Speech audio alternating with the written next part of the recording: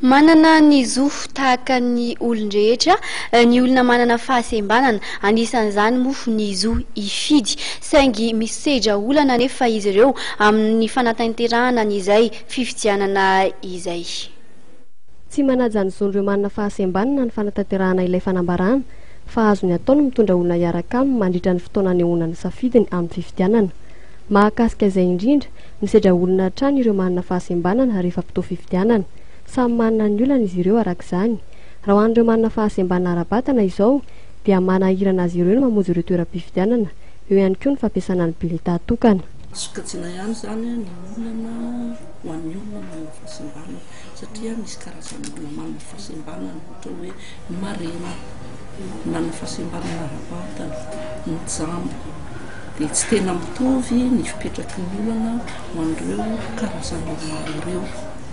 Ohatra zao ho an'ny marena dia amin'izao fotoana ny fampielezan-kevitra zao dia sahirana ry zareo satria tsy mare sy zavatra resahan'ny mpifaninana samihafa izy, ka raha eritreretina hoe hifidy avy amin'ny alalan'ny fampielezan-kevitra izy dia tsy hinihina fantany mihitsy zany.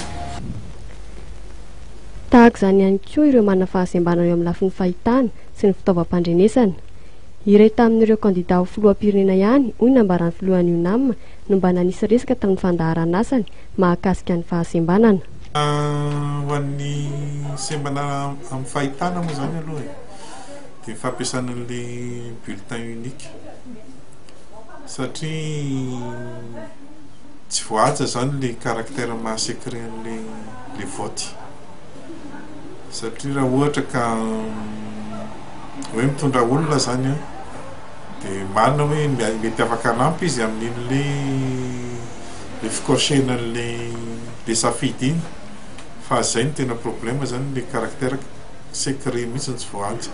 Hatramin'izao zany ireo candidat ireo mbola tsy hitanay zay hoe iza no manana projet de société momba ny olona manana fahasembanana, afa-tsy candidat anankiray zay nefa ny raha probabilité ohatran'ny tsy dia mbola ao anatin'ilay favori izy. Misa eo amin'ny 3 hetsy eo ireo olona manana fahasembanana eo amin'ny lafin'ny fahitana.